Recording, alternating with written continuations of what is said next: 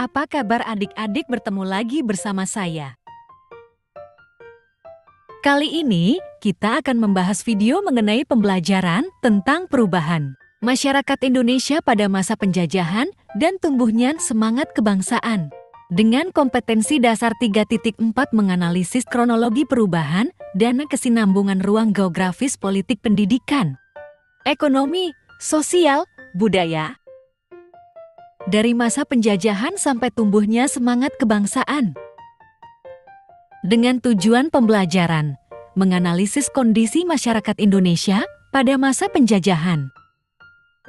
Perhatikan gambar peta posisi Indonesia di antara negara-negara Asia dan Australia di atas. Bandingkan luas negara kesatuan Republik Indonesia dengan negara-negara tetangga. Indonesia adalah negara yang besar. Wilayah Indonesia sangat luas, kekayaan melimpah, dan kaya akan berbagai budaya. Kondisi inilah yang menjadi daya tarik bangsa-bangsa lain datang ke Indonesia. Hubungan dagang dan interaksi budaya merupakan contoh hubungan Indonesia dengan bangsa-bangsa asing. Hubungan dengan bangsa-bangsa asing tidak hanya berdampak positif, tetapi juga negatif. Salah satu dampak negatif hubungan Indonesia dengan bangsa asing adalah terjadinya penjajahan pada masa lalu. Penjajahan telah menyebabkan perubahan dalam aspek geografi, sosial, budaya, dan politik. Penjajahan menyebabkan penderitaan bangsa Indonesia. Bangsa Indonesia sadar bahwa perlawanan di berbagai daerah gagal mengusir penjajah karena kurangnya persatuan dan kesatuan. Pada awal abad 20, bangsa Indonesia menemukan strategi baru perjuangan kemerdekaan, yakni melalui organisasi pergerakan nasional. Pergerakan nasional merupakan perjuangan mencapai kemerdekaan dengan organisasi modern dan melalui berbagai cara. Sumpah Pemuda pada tanggal 28 Oktober tahun 1928 merupakan tonggak penting gerakan persatuan nasional. Semangat persatuan dan tekad bangsa Indonesia untuk merdeka dikabulkan oleh Tuhan Yang Maha Esa pada tanggal 17 Agustus tahun 1945.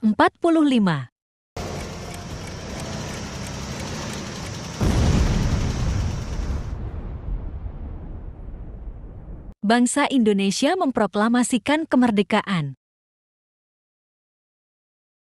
Oke, lanjut materi selanjutnya, yaitu kedatangan bangsa-bangsa Barat ke Indonesia. Kedatangan bangsa-bangsa asing ke Indonesia sempat merugikan bangsa Indonesia.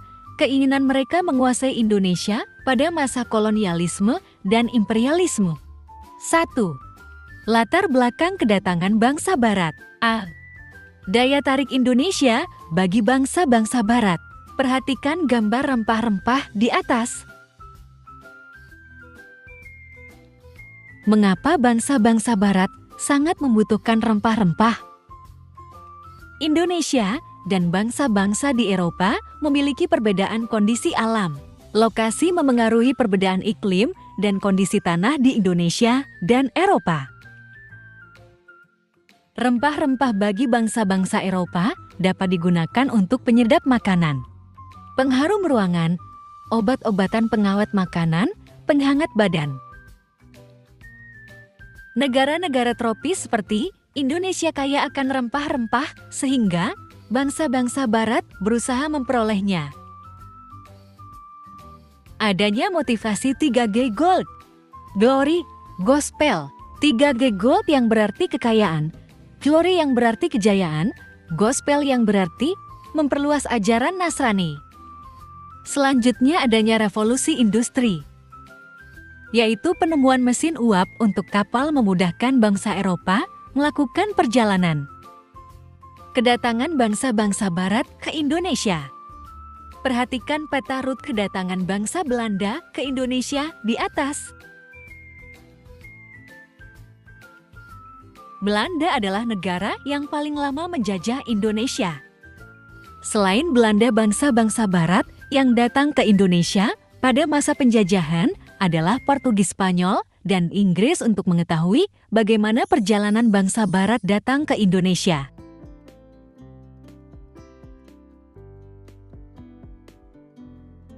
Perjalanan bangsa Portugis mencari sumber rempah-rempah diawali dari kota Lisabon, Portugis pada tahun 1486 melakukan pelayaran pertama menyusuri pantai barat Afrika. Bermaksud melakukan pelayaran ke India, namun gagal. Portugis mencapai Malaka pada tahun 1511 di bawah pimpinan Alfonso Albuquerque. Ia berhasil menguasai Malaka dan Myanmar. Selanjutnya Portugis menjalin hubungan dagang dengan Maluku pada tahun 1512. Bangsa Portugis telah berhasil sampai di Maluku di bawah pimpinan Antonio de Abreu dan Francisco Serrao di ekspedisi bangsa Inggris. Persekutuan dagang milik Inggris diberi nama ACS Indian Company, di dalamnya bergabung para pengusaha Inggris. Walaupun Inggris tiba di Kepulauan Nusantara, pengaruhnya tidak terlalu banyak seperti halnya Belanda.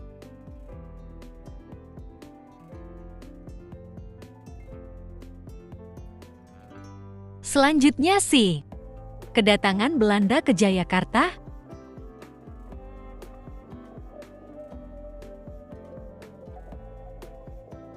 Tahun 1595 armada de Houtman mengarungi ujung selatan Afrika.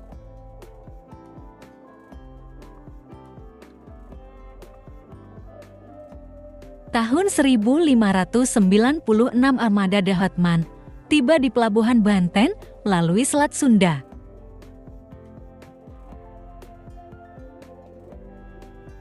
Tahun 1602 VOC didirikan di Ambon, kemudian dipindahkan ke Jayakarta.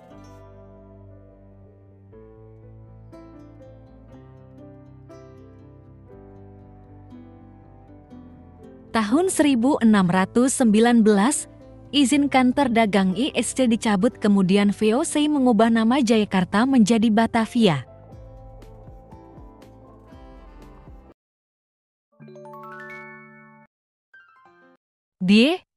Kondisi masyarakat pada masa penjajahan. Perkembangan kolonialisme dan imperialisme Barat di Indonesia menyebabkan perubahan masyarakat Indonesia dalam berbagai bidang. Pemerintah kolonial menerapkan kebijakan yang merugikan bangsa Indonesia. Akibatnya bangsa Indonesia melakukan perlawanan untuk mengusir penjajah. Untuk mengetahui bagaimana kebijakan pemerintah kolonial terhadap bangsa Indonesia, oke, mari simak video selanjutnya. 1. Pengaruh monopoli dalam perdagangan. Monopoli adalah penguasaan pasar yang dilakukan oleh satu atau sedikit perusahaan. Bagaimana dampak monopoli? Monopoli sangat menguntungkan karena mereka dapat menentukan harga beli dan harga jual. Sebagai contoh yaitu, pada saat melakukan monopoli rempah-rempah di Indonesia, VOC membuat perjanjian dengan kerajaan-kerajaan di Indonesia. Isinya, setiap kerajaan hanya mengizinkan rakyat menjual hasil bumi kepada VOC. Karena produsen sudah dikuasai VOC, maka pada saat rempah-rempah dijual, harganya sangat turun. Sebaliknya, VOC menjualnya kembali ke Eropa dengan harga yang sangat tinggi. Pengaruh kebijakan kerja paksa. Mendengar istilah kerja paksa, tentu kalian sudah dapat menebak bahwa rakyat Indonesia bekerja tanpa fasilitas yang memadai. Mereka tidak memperoleh penghasilan yang layak, tidak diperhatikan asupan makanannya, dan melakukan pekerjaan di luar batas-batas manusia. Kerja paksa pada masa pemerintahan Belanda banyak ditemukan di berbagai tempat. Banyak penduduk yang dipaksa menjadi budak dan dipekerjakan di berbagai perusahaan tambang ataupun perkebunan. Kekejaman Belanda ini masih dapat kalian buktikan dalam berbagai kisah yang ditulis dalam buku-buku sejarah dan novel.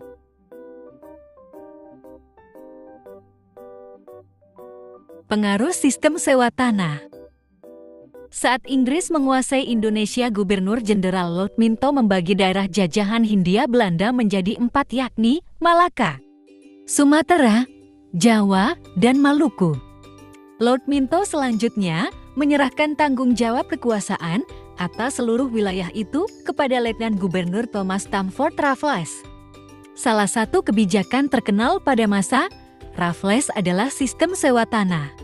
Sistem tersebut memiliki ketentuan antara lain sebagai berikut. A. Petani harus menyewa tanah meskipun dia adalah pemilik tanah tersebut.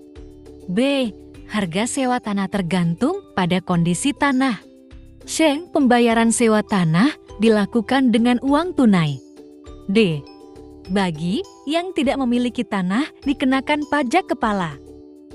Pelaksanaan sistem sewa tanah tersebut dianggap memiliki banyak kelemahan sehingga gagal diterapkan di Indonesia. Beberapa penyebab kegagalan pelaksanaan sistem sewa tanah adalah sebagai berikut. A. Sulit menentukan besar kecil pajak bagi pemilik tanah karena tidak semua rakyat memiliki tanah yang sama. B. Sulit menentukan luas dan tingkat kesuburan tanah petani. C. Keterbatasan jumlah pegawai. D. Masyarakat desa belum mengenal sistem uang. Pengaruh sistem tanam paksa. Perhatikan gambar tanaman ekspor dari Indonesia di atas. Pada masa penjajahan, tanaman tersebut merupakan komoditas utama ekspor Indonesia. Karena itu, Belanda berusaha menaikkan ekspor tanaman perkebunan tersebut. Ketika awal abad 20, Belanda menghadapi perang di Eropa yang menyebabkan kerugian keuangan yang besar. Selain itu, Belanda menghadapi berbagai perlawanan rakyat Indonesia di berbagai daerah. Salah satu cara Belanda untuk menutup kerugian adalah dengan meningkatkan ekspor. Peningkatan ekspor merupakan pilihan Belanda untuk mempercepat penambahan pundi-pundi keuangan negara. Pada tahun 1830, Johannes van den Bosch menerapkan sistem tanam paksa. Kebijakan ini diberlakukan karena Belanda menghadapi kesulitan keuangan akibat Perang Jawa atau Perang Diponegoro dan Perang Belgia. Ketentuan kebijakan tanam paksa yang diberlakukan pemerintah Hindia Belanda sangat memberatkan masyarakat Indonesia. Pelaksanaannya penuh dengan penyelewengan sehingga semakin menambah penderitaan rakyat Indonesia. Banyak ketentuan yang dilanggar atau diselewengkan baik oleh pegawai Belanda maupun pribumi.